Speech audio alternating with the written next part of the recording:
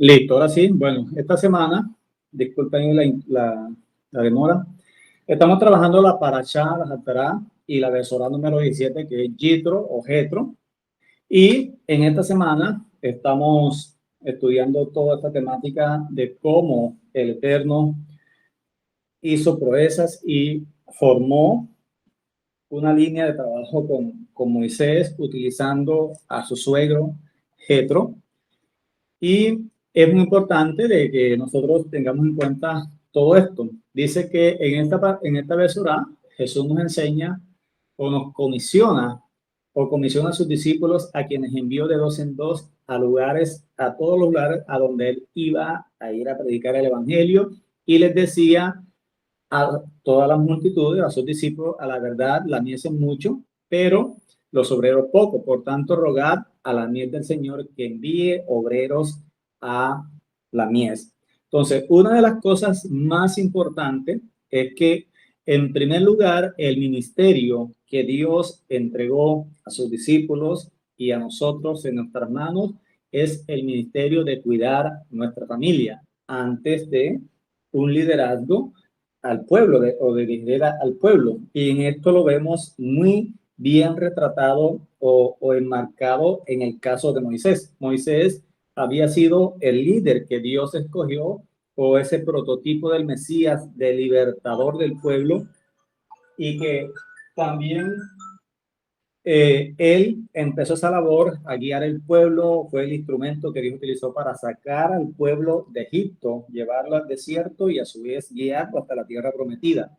En ese proceso que estaba viviendo Moisés, Dios le recuerda y lo enfoca que en primer lugar tenía que cuidar a su familia. Por eso aquí en escena, y esta es la parachá donde aparece este personaje, Jethro o Jetro, que se acerca a Moisés, viene desde su lugar de origen, donde él moraba, donde vivía, donde él tenía hospedada a la esposa de Moisés, que era una de sus hijas, y a sus dos nietos, Gersón y Eliezer, les trae a sus hijos, se los entrega a Moisés, y aquí está, bueno, no te olvides de que esta es tu responsabilidad, de que esto es tu función o responsabilidad más importante, cuidar de tu familia. Entonces, él les recuerda, él se queda con él observa todo lo que Moisés estaba realizando y vemos cómo él posteriormente se acerca a Moisés y le está diciendo, no estás haciendo las cosas correctamente, porque sigues trabajando de esta manera, vas a terminar fundido, te vas a fatigar, te vas a cansar y vas a fallecer, no vas a poder cumplir con la tarea que se te ha asignado. Entonces, vemos cómo este personaje juega un papel importante y cómo en el contexto hebreo y en la cultura hebrea no se maneja toda la temática de un noviazgo como tal, sino que se maneja la parte de ensuegrarse y por eso aparece en esta paracha 17 veces la palabra suegro o jetro, como suegro. Entonces, es muy importante de el papel fundamental que juegan los suegros en una pareja, los padres de los novios o los padres de la pareja, como esas personas que están allí fuera del contexto de su hogar, que le pueden hacer un acompañamiento, le pueden dar una dirección, una guía, y que también Jesús enfocó a sus discípulos hacia esto, en enviarlos a ejercer el ministerio. Vemos cómo empieza el texto de Lucas capítulo 10, en el verso 1 al 11, dice lo siguiente: después de estas cosas, designó el Señor también a otros 70, a quienes envió de dos en dos delante de él a todas las ciudades y lugares donde él había de ir. Y les decía, la mies a la verdad es mucha, mas los obreros pocos. Por tanto, rogad al Señor de la mies que envíe obreros a su mies. Y he aquí que yo os envío como corderos en medio de lobos, y no llevéis bolsa, ni alforja, ni calzado, ni a nadie saludéis por el camino. En cualquier casa donde entréis, primeramente decid, paz sea a esta casa, y si hubiese allí algún hijo de paz, vuestra paz regresará sobre él, y si no, se devolverá a vosotros. Y posad en aquella misma casa, y comiendo y bebiendo lo que os den, porque el obrero es digno de su salario, y no os paséis de casa en casa. En cualquier ciudad donde entréis y os reciban, comed lo que os pongan delante, y sanad a los enfermos en aquel que hayan allá, y decirle, se ha acercado a vosotros el reino de Dios. Mas en cualquier ciudad donde entréis y no os reciban, saliendo por sus calles, decid, aunque aún el polvo de vuestra ciudad se ha quedado a vuestros pies, sacudidlo contra vosotros, porque por esto por esto sabed que el reino de Dios se ha acercado a vosotros. Entonces vemos cómo Yeshua o Jesús comisiona a sus discípulos y los envía a que ellos vayan preparando y sigan extendiendo el mensaje, sigan haciendo la tarea y vayan de dos en dos a cumplir esta comisión de llevar el mensaje del evangelio, del reino de los cielos. Ellos van de dos en dos, ellos empiezan a compartir el mensaje del evangelio, ellos empiezan a llevar las buenas nuevas y Jesús, que posteriormente iba a ir a estos lugares, él les da potestad y autoridad a sus discípulos para que fueran delante de él proclamando el mensaje en su nombre. Entonces, hoy nosotros que también hemos recibido esa gran comisión que quedó registrada desde la perspectiva del Evangelio de Mateo, por tanto, ir y hacer discípulos a todas las naciones, enseñándole que guarden todas las cosas que yo nos enseñé. Entonces, esa gran comisión, Yeshua la transmitió a sus discípulos y los ejercitó antes de él asignarle la gran comisión. Entonces, vemos que esto es lo que Yeshua compartió, su misión con ellos. Él predica y anuncia el evangelio a todo el pueblo, porque donde estaba Jesús, siempre habían grandes multitudes que lo venían a escuchar, que lo venían a ver, que venían a recibir sus enseñanzas, que venían a recibir la misericordia de él, sus milagros, todas las buenas nuevas que él estaba haciendo. Y de todas esas multitudes, él empezaba a hacer un filtro a través de sus enseñanzas y iba seleccionando los discípulos y entre toda la multitud asignó a 70.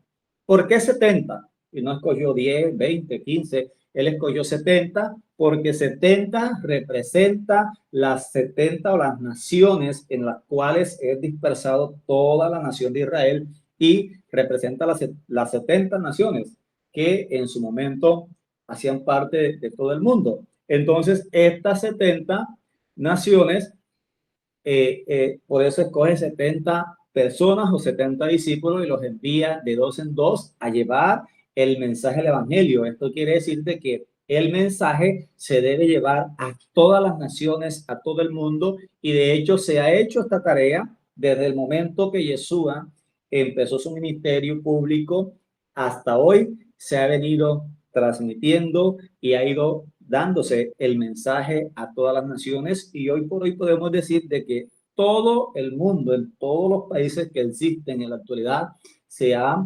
predicado el evangelio del reino. Ahora bien, que no se haya predicado como Yeshua lo estableció, sino que se hayan predicado diferentes denominaciones que hoy conocemos y doctrinas, es diferente, pero en cierta medida sí se ha llevado el evangelio a todas las naciones y por eso él representó aquí en 70 las naciones, y también esto tenía que ver mucho con todo lo que se hacía en las fiestas de Sukkot. En Sukkot se hacían 70 sacrificios al Todopoderoso, entonces por eso 70, porque es un número que tiene mucho significado, y los envió a predicar el evangelio. Dice que los envió como corderos en medio del lobo. Esto quiere decir de que cuando nosotros vamos a llevar la palabra, llevar el mensaje del reino, del evangelio, no va a ser fácil. Vamos a encontrar y vamos a tener oposición, vamos a tener contradictores, vamos a ser cuestionados, vamos a ser señalados, pero nosotros debemos hacer la tarea que se nos encomendó, llevar el mensaje a toda criatura, llevar el mensaje a todo lugar donde el Todopoderoso nos guíe, nos envíe.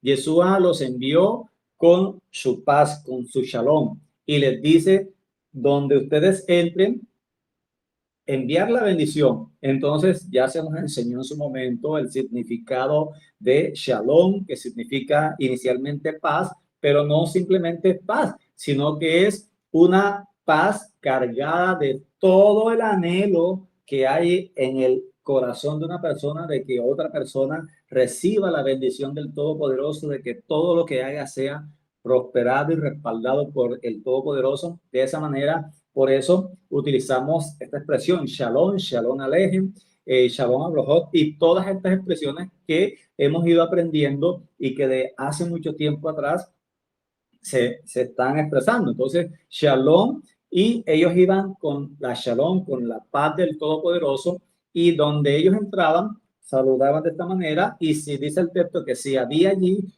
una casa de paz o una persona de paz, iba a ser recibida, y si no, se iba a devolver esa bendición para la persona que estaba expresando ese anhelo, ese deseo de que las personas fueran con esa bendición. Entonces dice que también no hacer un negocio con el mensaje del evangelio. Qué triste es hoy ver cómo muchas, pero muchas personas en todos los lugares están haciendo del evangelio un negocio.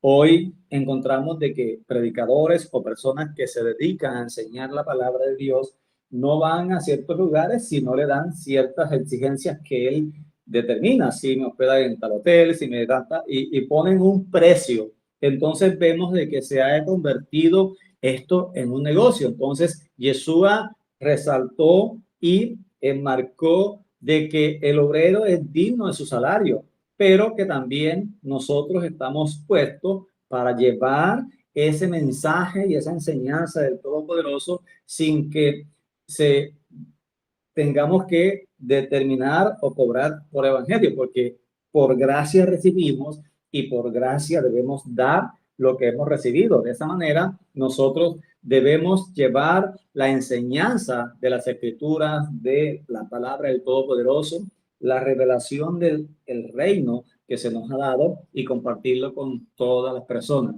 Entonces dice que se ha acercado el reino de los cielos. Este es un mensaje que definitivamente necesitamos volver a dar. El reino de los cielos se ha acercado. Cuando nosotros en su momento se nos habló acerca del reino de los cielos, nosotros pensábamos que íbamos a irnos para el cielo, que nos morimos y nos vamos para el cielo enseguida. No, no, no se trata de eso. Se trata de que la voluntad de Dios había venido a la tierra, había venido a cumplirse en medio de nuestras vidas. Por eso cuando más adelante en el capítulo 11, cuando los discípulos se acercan a Jesús y le dicen, Señor, enséñanos a orar, Él les empieza a dar las instrucciones de cómo orar, y en medio de esa oración que Él estaba poniendo como patrón, como modelo, no para usarla como vana repetición, sino como un patrón, como modelo, Él decía, venga tu reino.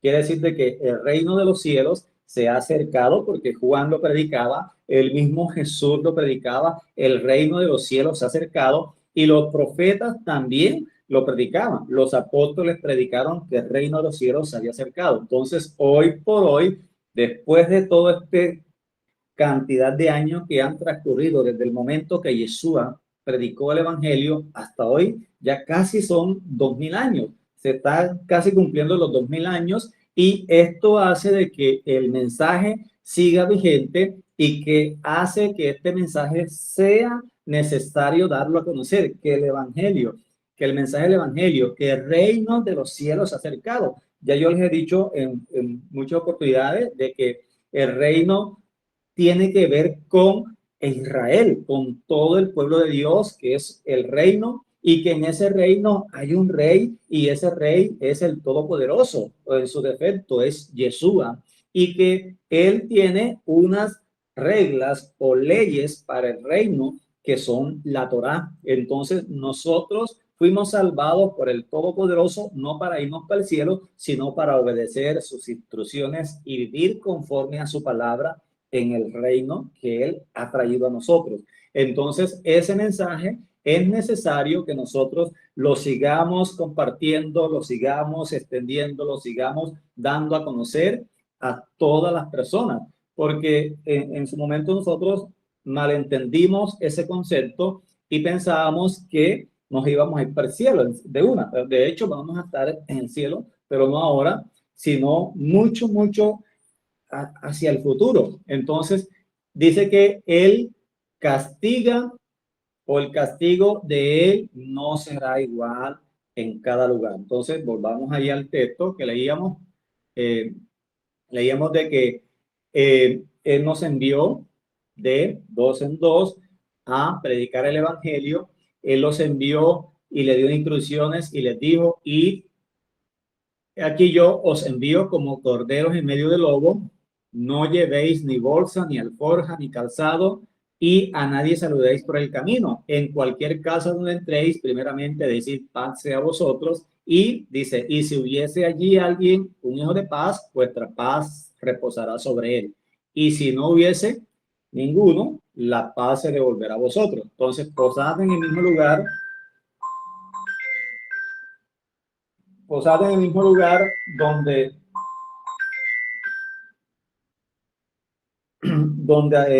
los hospeden comiendo lo que os pongan delante. Entonces, esto es muy importante porque nosotros estamos llevando el mensaje del Evangelio a todo lugar, a todas las personas que el Eterno nos ponga delante, y tenemos que ser constantes y seguir perseverando en esta tarea y llevarlo hasta lo último.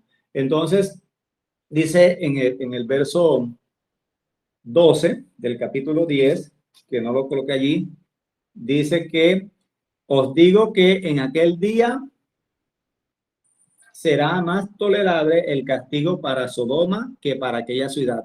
Hablando de que si unas personas o en un lugar no recibían a los discípulos que estaban llevando el mensaje, que estaban llevando el reino, eran rechazados, ellos habían recibido la instrucción de Jesús que sacudieran aún el polvo que se le había pegado en sus pies para que quedara como testimonio contra ellos.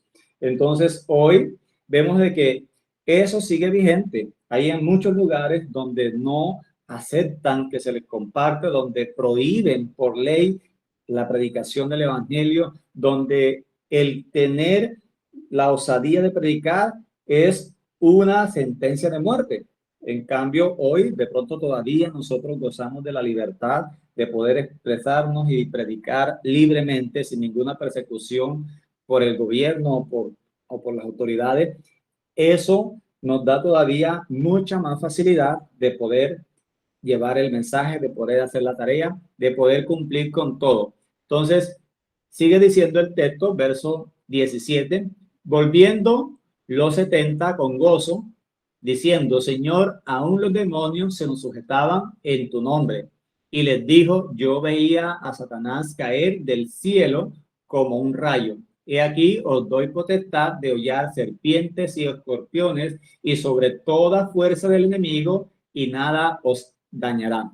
Pero no os regocijéis de que los espíritus se os sujeten, sino regocijaos de que vuestro nombre esté escrito en los cielos. En aquella misma hora Jesús se regocijó en el espíritu y dijo, yo te alabo, oh Padre de los cielos y de la tierra, porque escondiste estas cosas de los sabios y de los entendidos y las has revelado a los niños. Sí, Padre, porque a ti te agradó.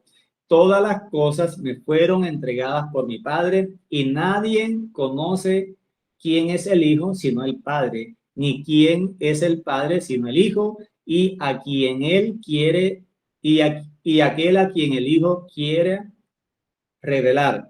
Y volviéndose a los discípulos, le dijo aparte, bienaventurados los ojos que ven lo que vosotros veis, porque os digo que muchos profetas y reyes desearon ver lo que vosotros veis y no lo vieron, y oír lo que ustedes están oyendo y no lo oyeron. Entonces vemos cómo los discípulos que fueron a hacer la tarea, que fueron de dos en dos a llevar el mensaje, a hacer la tarea, a proclamar el evangelio, a sanar a los enfermos, a liberar a los cautivos, vienen de regreso y entonces Yeshua empieza a mirar acá. Ellos vinieron con gozo porque les fue bien, porque hicieron la tarea, porque compartieron el evangelio, porque sanaban por las personas y el poder de Dios estaba sobre ellos para sanar, porque oraban por las que estaban cautivos y fueron liberados. Y eso los llenó a ellos de mucha satisfacción, de mucho gozo y vinieron saltando, como dicen por ahí vulgarmente, en una pata y empiezan a darle el reporte, la evaluación del trabajo a Yeshua y Yeshua viene y les dice, un momentico, está bien que hagan todo eso y perfecto que ustedes pudieron ver de primera mano mi respaldo con ustedes, la autoridad que yo les asigné, les he delegado, la ejercitaron, pero regocíjense primero que su nombre permanezca escrito en el libro de la vida. Entonces vemos que ellos estaban gozando por las señales externas, que de hecho son importantes, que de hecho son esenciales que las podamos manifestar y para poderlas manifestar es necesario que nosotros estemos conforme a la palabra, llevando una vida en integridad y rectitud. Les dio potestad sobre toda fuerza del enemigo. Vemos en el texto que dice que toda potestad es dada sobre toda fuerza de las tinieblas, sobre los demonios, sobre las enfermedades. Entonces tenemos la autoridad delegada por el Padre en nuestras vidas para ir, orar por los enfermos, para ir y orar por los endemoniados, para que todo eso se sujete en el nombre de Yeshua. Entonces, ¿por qué cuando nosotros estábamos en la iglesia, orábamos por las personas que eran cautivas, se liberaban, recibían administración de liberación y a las semanas otra vez tenían el mismo problema? Porque y había otra vez que ministrarlos y orar otra vez por la persona y volverlo a liberar. Entonces vemos de que las personas y aún mismo nosotros mismos pudimos experimentar todo esto porque no andábamos conforme a la obediencia de la Escritura, conforme a la obediencia de la palabra.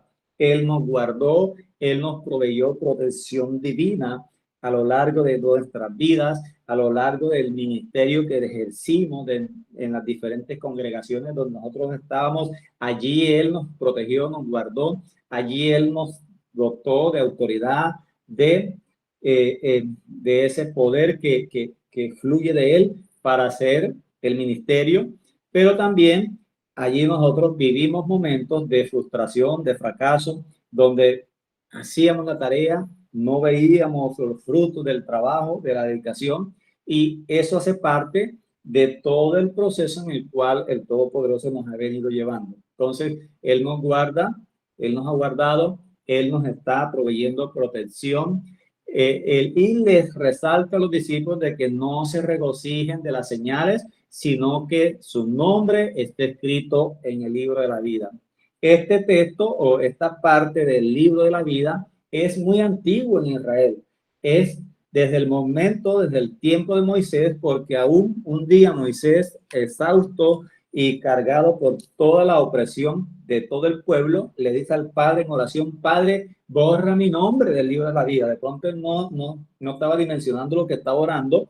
¿Cómo es que nosotros vamos a querer o pedirle al Padre que borre nuestro nombre de la vida, del libro de la vida? Está diciendo que nos deseche. Todo lo contrario, debemos procurar cada día que nuestro nombre permanezca allí, y la única forma de que nuestro nombre permanezca en el libro de la vida, en el libro del Cordero, es siendo creyentes en él y obedientes a sus instrucciones, cumpliendo los dos requisitos que el Todopoderoso ha establecido para todos los creyentes, que es guardar la Torá y creer en el Mesías. Entonces, eso nos va a garantizar a nosotros que nuestro nombre permanezca allí. Él se revela o revela sus cosas a su siervo. Leíamos allí que él le mostraba las cosas a sus siervos los profetas y a sus discípulos, y dice que el verso 21, en aquella misma hora, Jesús se regocijó en el Espíritu y dijo, yo te alabo, oh Padre, Señor del cielo y de la tierra, porque escondiste estas cosas de los sabios y entendido y las has revelado a los niños. Sí, oh Padre, porque así te agradó. Entonces, ha sido Él el que nos ha revelado su palabra en este tiempo que estamos viviendo. Nosotros veníamos en un proceso, en una instancia cuando no éramos creyentes, de pronto muchos estábamos en el mundo, de allí pasamos a la iglesia tradicional romana, católica romana, y de allí Dios nos sacó y nos llevó a la iglesia cristiana, y del cristianismo Dios nos ha llevado hoy a tener esta perspectiva de la palabra, de escudriñar las escrituras desde el principio, desde una perspectiva hebrea, y nos ha mostrado el camino. No era que estábamos perdidos, sino que eso era parte del camino. Cuando estábamos en el catolicismo, teníamos nuestra mirada puesta ¿en quién? En Roma. Cuando estábamos en el cristianismo, teníamos nuestra mirada puesta ¿dónde? En el cielo, porque ni siquiera en el lugar que Dios había establecido, en Jerusalén. Entonces, hoy nosotros tenemos que estar mirando hacia Jerusalén, porque fue el lugar que Dios escogió para colocar su nombre en ese lugar, pero allí moran nuestros hermanos de la casa de Judá. Entonces, Dios nos ha llamado a eso. Él le está revelando las cosas, los misterios, que de pronto en su momento nosotros habíamos recibido la revelación de Jesús, del Mesías para nuestras vidas, pero teníamos un velo a la Torá, no cumplíamos la Torá, y estábamos en la adoración del domingo, la adoración al culto Dios Sol, veníamos con muchas secuelas o con muchas cosas del paganismo y con muchas cosas de Roma y con muchas cosas de Babilonia. Todo eso hace parte del proceso en el cual el Todopoderoso nos está llevando en la santificación, en la búsqueda de su presencia y en la revelación de su palabra que Él nos ha ido revelando paso a paso o gradualmente. Y hoy podemos tener un mensaje del Evangelio conforme a lo enseñó Jesús, a conforme lo enseñaron sus discípulos y conforme a cómo debe ser. Entonces, la tarea, y por eso en Mateo 24 dice, y este Evangelio se predique a todas las naciones, no era... pues como nosotros entendíamos de que tenía que llevarse el mensaje a todo el mundo, sino que se tenía que predicar el evangelio del reino, que consiste en que debemos creer en Yeshua y guardar la Torá. Ese es el evangelio. Entonces vemos de que él está diciendo que él le revela las cosas a quien él quiere. Todas las cosas me fueron entregadas por mi Padre, y a nadie o nadie conoce al Hijo sino el Padre, y nadie conoce al Padre sino el Hijo, y a quien el Hijo quiere revelárselo. Entonces, Él se nos reveló, Él se nos mostró como el Hijo. En su momento lo conocimos como Jesús, el Hijo de Dios, y hoy lo conocemos en su unidad con el Padre, en ese Ejad, una sola deidad, un solo Dios que se ha manifestado en carne a través de su palabra, hecha carne en su forma visible, y nosotros hoy podemos tener esa revelación de que Yeshua es el eterno, es Dios, que él mismo vino a buscar las ovejas perdidas de la casa de Israel. Por eso vemos cómo Yeshua, a quien quiere, le revela su palabra. Y hoy nosotros que hemos recibido la revelación de la Torá, porque por muchos años estuvimos ciegos a eso, hoy nos regocijamos en él, hoy con gozo vamos a hacer la tarea, a llevar el mensaje, aunque esto nos cueste trabajo o que nos dé oposición o que nos señalen o que esto haga que muchas personas nos señalen o nos aparten o nos tilden o nos marquen como judaizantes. Esto es parte del proceso. Entonces nosotros debemos seguir haciendo la tarea, porque os digo de que muchos profetas y reyes desearon ver lo que nosotros vemos. lo que estamos viendo, lo que estamos viviendo. Muchos desearon conocer y vivir estos tiempos, los tiempos de la restauración de la casa de Israel. Hoy nosotros estamos en ese proceso donde Dios está restaurando la casa de Israel y nosotros hacemos parte de la casa de Israel. Entonces vemos cómo esto se va cumpliendo, de cómo Él le va revelando las cosas a nosotros, sus siervos, a sus hijos, a quien Él quiere. Y esto nos lleva a que nos da humildad para poder recibir su palabra. Esto nos lleva a nosotros de que con humildad, con sencillez de corazón, con integridad podamos recibir su palabra, la podamos digerir, estudiar, masticar, volverla a traer a la mente, volverla a masticar, volverla a escudriñar y tomar la actitud correcta de no tragar entero, de poder escudriñar las escrituras y de poder compartir las escrituras como se nos ha ido enseñando. Entonces, a los humildes y a los mansos se les ha revelado esto. Por eso es muy importante de que no a los sabios, no a los que se creen los más entendidos, sino a los humildes de corazón. Dice aquí el texto de que la palabra se le reveló, se le dio a conocer a los humildes. Entonces dice que el Padre le revela a quien quiere. Entonces, nosotros estamos aprendiendo, estamos en el proceso de estar recibiendo todas las enseñanzas del Todopoderoso, de cómo el Padre nos ha llevado a estudiar las Escrituras desde el principio, paracha por paracha, porción por porción, una y otra vez, para que nos quede bien claro, bien definido el plan y el propósito del Todopoderoso. Entonces seguimos acá viendo de cómo el Padre nos muestra en su palabra de que nos debemos regocijar de que nuestro nombre esté escrito en el libro de la vida y no que nos demos bombos o se nos infle el pecho porque Dios me usa, porque yo soy el ungido. No, tenemos que regocijarnos en el Todopoderoso. En Apocalipsis 3:5 dice que el que venciere será vestido de vestiduras blancas y no borraré su nombre del libro de la vida y confesaré su nombre delante de mi Padre y delante de los ángeles o sus ángeles.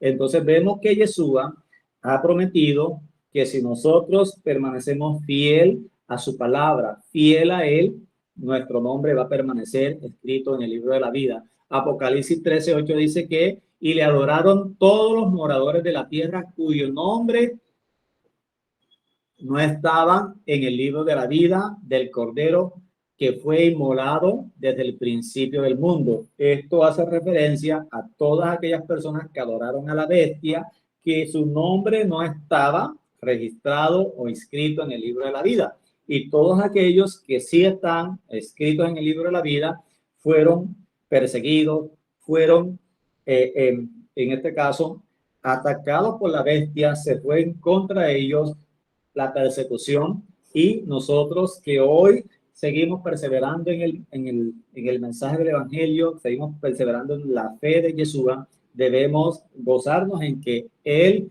ha prometido mantener nuestro nombre escrito allí. En Apocalipsis 21:27 dice lo siguiente: no entrará en ella ninguna cosa inmunda o que hace abominación ni mentira, sino solamente los que están inscritos en el libro del Cordero. Entonces, ¿quiénes o a qué hace referencias? A la gran Jerusalén, a la gran ciudad, al lugar donde Dios se ha ido a preparar para nosotros, esa morada eterna. Nadie va a entrar allá si no está escrito en ese libro de la vida. Por eso Jesús le dice que regocíjense, no se regocijen de ver las señales, no se regocijen de ver los milagros, que sí son importantes, que sí son necesarios que sigamos clamando a Dios para que haga milagros, para que sane a los enfermos, para que libere a los cautivos, para que restaure al oprimido. Es necesario que clamemos por eso, porque es necesario que llevemos el mensaje con señales y prodigios, pero que lo más importante es que nosotros nos regocijemos de que nuestro nombre esté escrito en el libro de la vida. Por eso Yeshua lo resalta, por eso él hace énfasis, hace hincapié en eso y no en las señales externas, sino en que nosotros nos guardemos en obediencia para él y nuestra fe sea fiel y verdadera. Entonces, sigamos acá. Verso 25 al 37 de Lucas 10 dice que he aquí un intérprete de la ley se levantó y le dijo para probarle, maestro, ¿haciendo qué cosas heredaré la vida eterna? Y él le dijo, ¿qué está escrito en la Torá y cómo lees? Aquel respondiendo dijo, amarás al Señor tu Dios con todo tu corazón, con toda tu alma, con todas tus fuerzas, con toda tu mente y a tu prójimo como a ti mismo. Y le dijo, bien has respondido, haz esto y vivirás. Porque él, queriendo justificarse a sí mismo, dijo a Jesús, ¿y quién es mi prójimo? Respondiendo Jesús le dijo, un hombre descendía de Jerusalén a Jericó y cayó en manos de ladrones, los cuales le despojaron. Y dice que hiriéndole se fueron dejándole medio muerto. Aconteció que descendió un sacerdote por aquel camino, viéndole pasó de largo. Asimismo descendió un levita, llegando cerca de aquel lugar, viéndole pasó de largo. Pero un samaritano que iba de camino vino cerca de él, viéndole fue movido a misericordia y acercándose volvió, vendó sus heridas, echó aceite y vino y poniéndole en su cabalgadura lo llevó a un mesón y cuidó de él.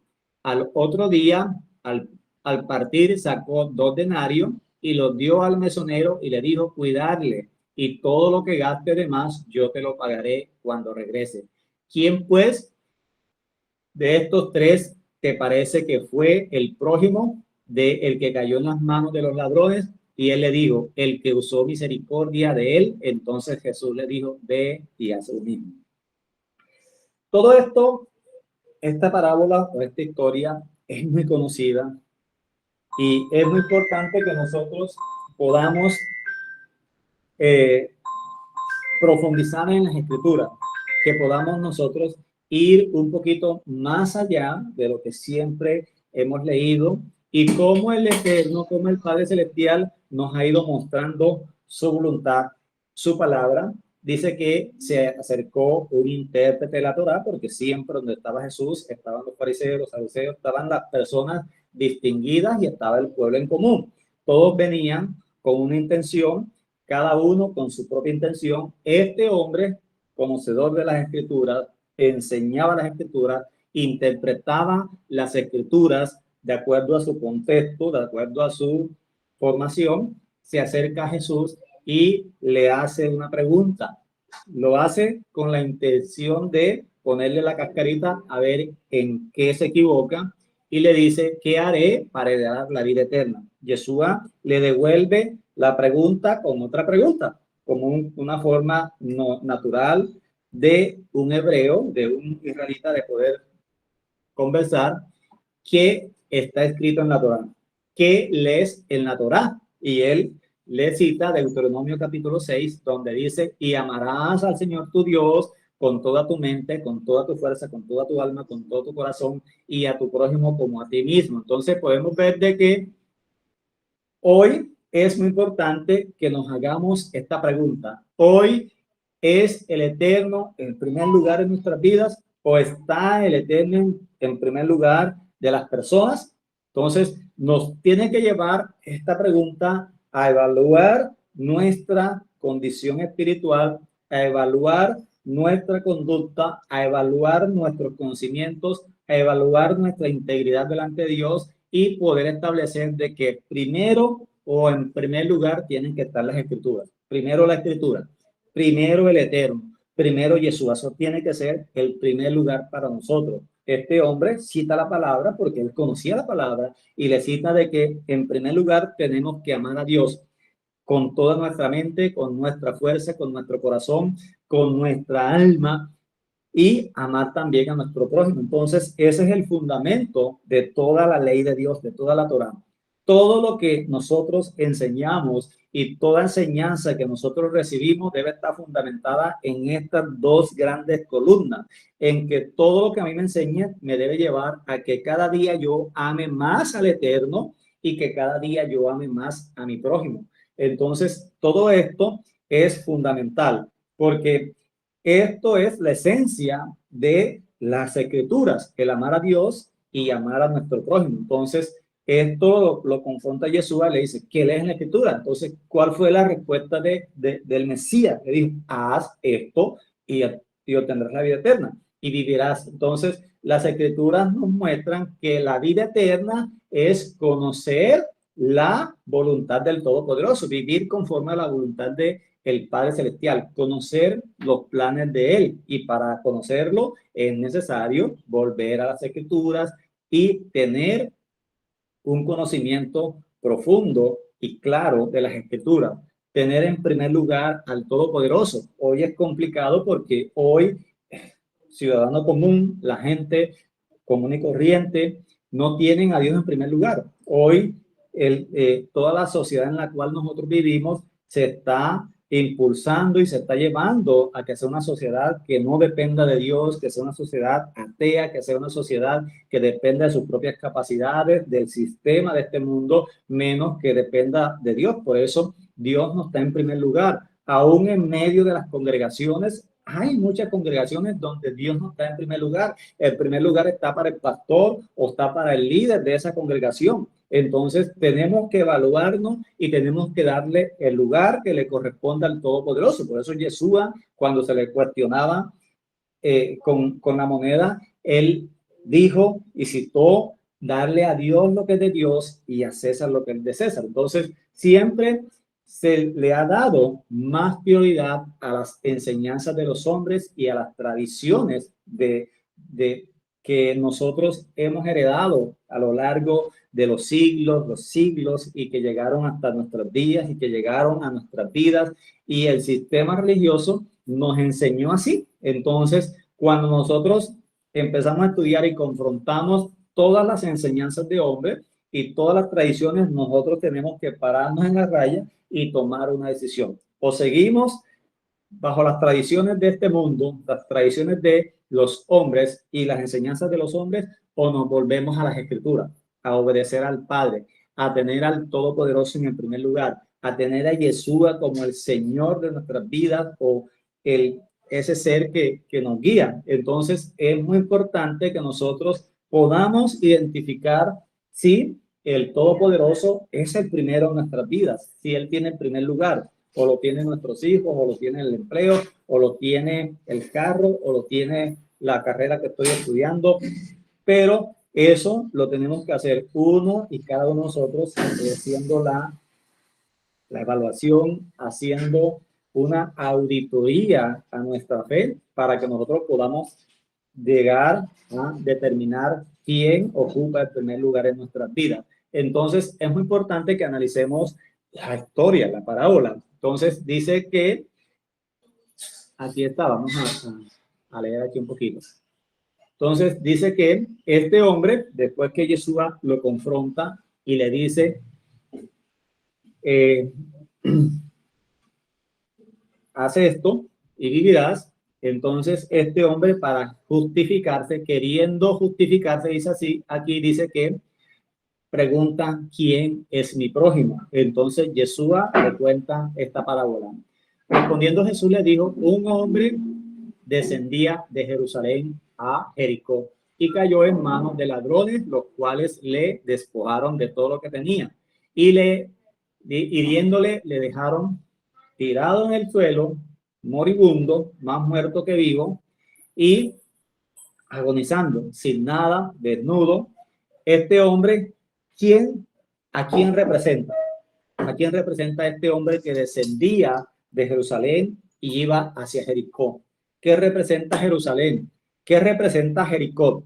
Cuando estudiamos las escrituras vemos de que cuando Dios dio una orden que atacaran Jericó, lucharan contra ella, la destruyeran completamente y estableció un decreto de que esa ciudad jamás podía ser restaurada o reedificada. porque eso fue un centro de adoración pagana impresionante que Dios tuvo que borrarla del mapa. Más sin embargo, aquí muestra de que había una persona que estaba en Jerusalén que representa el lugar que Dios estableció para colocar su nombre, el lugar de adoración que se había establecido como centro de adoración, y había que ascender, subir. Para llegar a Jerusalén hay que subir porque Jerusalén está en una parte alta, en un cerro, como una montaña, y para llegar a Jerusalén hay que subir. Aquí dice que descendía. Esto representa nuestras vidas cuando nosotros descendimos al mundo, y Jericó representa ese mundo que está lleno de tradiciones, lleno de costumbres, lleno de paganismo, lleno de pecados, y nos dirigimos hacia allá. Este hombre se dirigía hacia allá y en medio de este transitar cae en camino de ladrones que lo despojan de todo. A nosotros nos despojaron de todo lo que teníamos y nos dejaron medio muertos. Y aquí podemos hacer una analogía cuando el profeta estaba mostrando y le dice, mira, ¿será que estos huesos tendrán vida?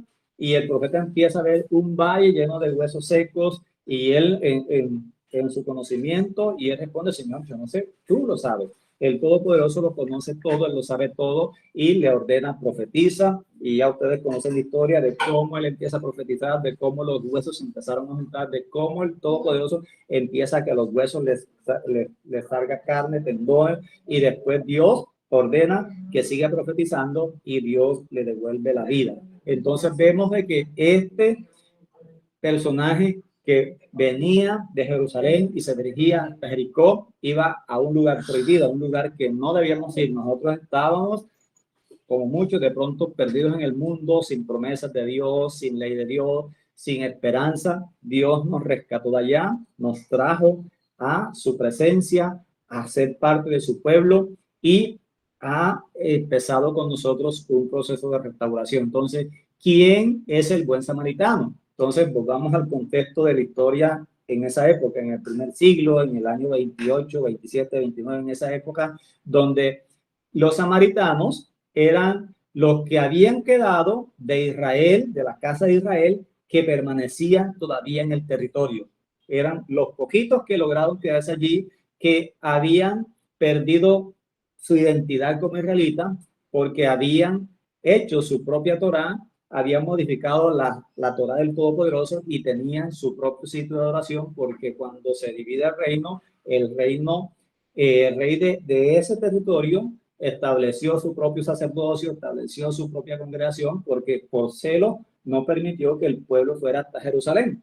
Entonces, esos eran los que eran los samaritanos. Samaria era la capital del reino de Israel y todavía permanecía, el territorio permanecía allí y habían personas allí, aunque la gran mayoría, casi que el 90 y tanto por ciento de los que eran de allí fueron llevados a Siria, perdieron su identidad, fueron metidos a, como dice la parábola, a Jericó, al mundo, y el mundo los absorbió y se quedaron en el mundo.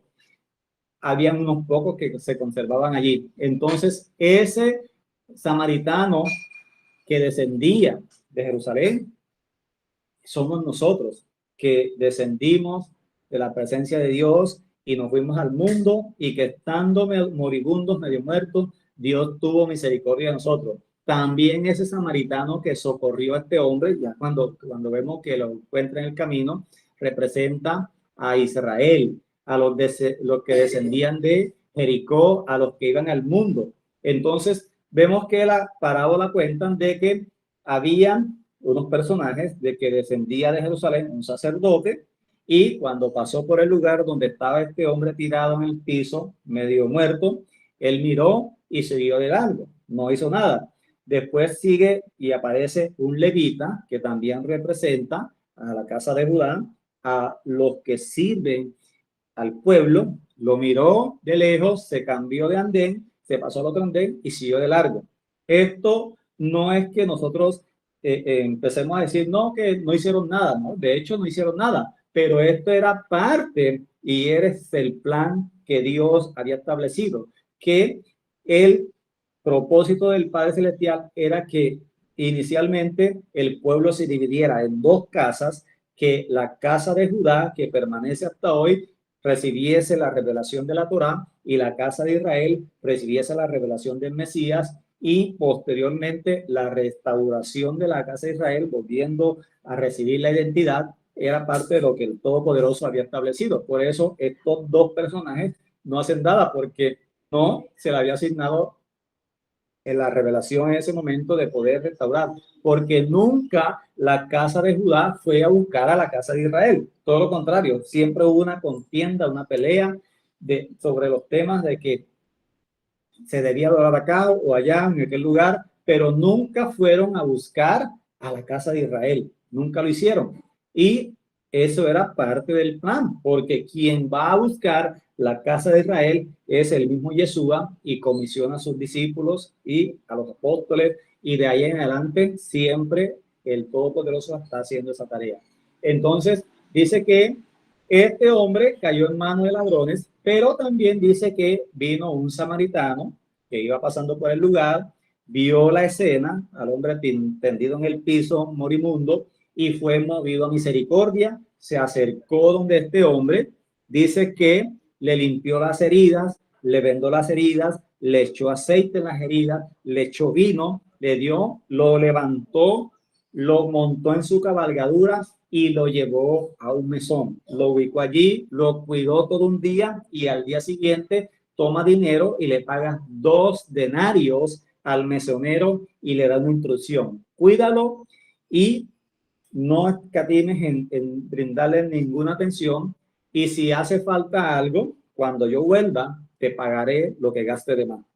Entonces vemos de que quién o a quién representa este buen samaritano. Ese buen samaritano representa a los pastores que cuidaron de nosotros, que hicieron el trabajo de predicarnos la palabra, de enseñarnos el evangelio, de restaurar nuestras vidas en su momento cuando llegamos a la iglesia todo destrozado, sin sentido en nuestras vidas, heridos. Ellos empezaron a vendar nuestras heridas. Ellos fueron los instrumentos que Dios usó a cada uno de nosotros en su momento, en cada una de las congregaciones a las cuales Dios nos llevó. Allí fuimos tenido por misericordia, tuvimos misericordia, o el Eterno tuvo misericordia de nosotros y utilizó a esas personas que fueron los instrumentos en su momento para restaurar nuestras vidas, para sanar nuestros corazones, para guiarnos hacia el conocimiento de su palabra, y nos reveló su palabra. Ellos vendaron nuestras heridas, ellos nos llevaron al mesón para que nosotros pudiéramos ser cuidados, y también ese buen samaritano representa a esos hombres de Dios, a esas mujeres de Dios que han quemado sus pestañas delante de la presencia de Dios, clamando por nuestras vidas, por nosotros, por todas las personas, y que han hecho la tarea de ir a llevar el evangelio. Entonces vemos cómo él sacó 2 denarios, lo dio al mesonero, y debemos preguntarnos qué quiere decir esto. ¿Por qué 2 denarios? ¿Por qué le pagó 2 días al mesonero para que lo cuidara? Entonces, inicialmente también este buen samaritano representa a Yeshua, que fue inicialmente el primer ser que vino a buscarnos, a buscar las ovejas perdidas de la casa de Israel, porque él así lo expresó, así lo dijo: yo he venido a buscar las ovejas perdidas de la casa de Israel. Él vino, entonces esos 2 denarios representan 2 días de salario. En la época del primer siglo, un denario era lo que se le pagaba a una persona por toda una jornada de trabajo. Y lo vemos en la parábola de la viña, donde el dueño de la viña salió a buscar obreros y concertó con ellos: ¿cuánto vale tu día de trabajo? 1 denario. Le pagó 1 denario. Salió a las 9, buscó más gente, a las 12, a las 3 y al final de la tarde, y a todos les pagó 1 denario. Entonces, 1 denario representa 1 día de trabajo, y 2 denarios representan 2 días de trabajo. ¿Qué simbología tiene esto? 2 días representan 2000 años, y ese es el tiempo que el Todopoderoso estableció para todo esto donde se iba a empezar la restauración de la casa de Israel. fue anunciado por los profetas y cuando aparece en escena el profeta Juan el Bautista, él empezó la restauración de Israel y siguió el proceso hasta hoy y solo hasta los años 1996, año 2000, se completó el castigo que la casa de Israel había recibido por el Todopoderoso desde el año 722, cumpliendo todo el castigo que Dios había establecido. En su momento hablamos, hasta el año 2000, 2000 y pico, fue que se completa ese tiempo de castigo y a partir de allí el Todopoderoso ha empezado la restauración, devolviéndole la identidad a el pueblo de Israel, a la casa de Israel. Entonces, esos 2 días representan 2 años. Lo leemos en la palabra, segunda de Pedro, capítulo 3, verso 8, dice, más os amado, no ignoréis esto, que para el Señor un día es como 1000 años y 1000 años como un día. En el Salmo 90, capítulo 4, capítulo 90, verso 4 dice, porque 1000 años delante de sus ojos son como el día de ayer, que ya pasó, y como una de las vigilias de la noche. Entonces, tiene mucho sentido esto porque fue el tiempo que Jesús estableció en el cual iba a estar con los gentiles, con todos aquellos que habían perdido la identidad de israelita y que él había venido a buscar. Oseas capítulo 6, verso 2 dice que nos dará vida después de 2 días y al tercer día nos resucitará y viviremos delante de él. Ha sido literalmente lo que ha pasado. Después de 2 días, si empezamos a contar cronológicamente, Yeshua empieza su ministerio pues no podemos decir una fecha exacta porque pero es una fecha estimada más o menos entre el año 27, 28, 29, en esa época. Si nosotros empezamos a contar desde el momento que Yeshua empieza su ministerio a predicar el evangelio del reino, hasta hoy estamos casi que muy cerca a cumplir los 2000 años, exactamente esos 2 días. Pero si empezamos a contar desde el nacimiento de Yeshua, ya esos 2 días se cumplieron y estamos en los días extras de que habla la parábola. Si se gasta de más, cuando yo regrese, te pagaré lo que te gaste. Entonces, Juan capítulo 4, verso 40 dice lo siguiente, entonces vinieron los samaritanos a él y se quedaron, y él se quedó, perdón, entonces vinieron los samaritanos a él y le rogaron que se quedara con ellos. Y él se quedó con ellos allí 2 días. ¿Por qué 2 días?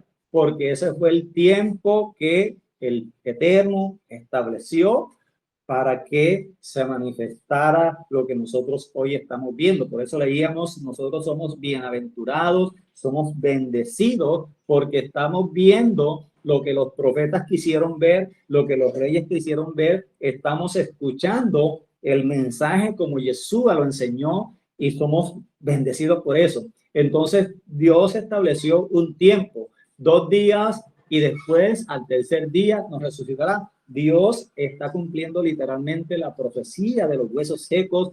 2 días, 2000 años, después de esos 2000 años nos ha levantado, nos ha vuelto a la vida, ha restaurado nuestras vidas, esa revelación de la palabra y cómo Él ha tenido misericordia de nosotros y cómo Él nos ha revelado su escritura, su palabra. Por eso es crucial esta década en la que estamos viviendo. Por eso es muy importante que nosotros estemos atentos a lo que está sucediendo, porque en estos días están pasando cosas muy importantes proféticamente hablando. Se están cumpliendo pero muchas de las escrituras que estaban pendientes por cumplirse y que nosotros debemos estar atentos a qué está pasando con el pueblo de Dios, a qué Dios está haciendo. Y hemos sido privilegiados desde hace muchos años atrás de cómo el Eterno se manifestaba a nosotros sin nosotros merecernos, solo por su infinita misericordia nos dio su Espíritu Santo, nos revelaba su palabra, Él nos mostraba y nos guiaba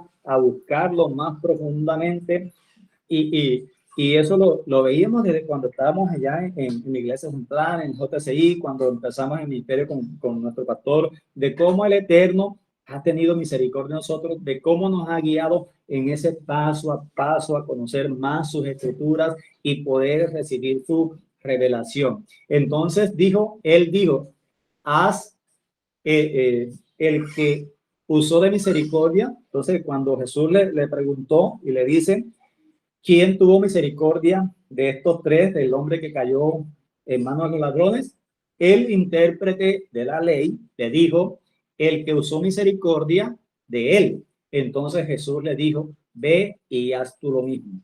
Hoy nosotros estamos siendo llamados a hacer misericordia de las personas, de nuestro prójimo. Ya entendemos quién es nuestro prójimo. Nuestro prójimo son todas las personas que están a nuestro alrededor, que están necesitadas del Todopoderoso, de una palabra de consuelo, de una palabra de fe, de una palabra de confrontación, de una palabra para que sean ellos también llevados a la presencia del Eterno, para que Dios envíe tiempos de refrigerio sobre sus vidas y que nosotros podamos ser los instrumentos que Dios desea utilizar para la bendición de todas estas personas. Que el Todopoderoso les continúe bendiciendo, que el Padre Celestial siga derramando su gracia, su favor sobre sus vidas y que Él haga resplandecer su luz sobre cada uno de ustedes. Bendiciones para todos. Amén, amado, igual. Bendiciones.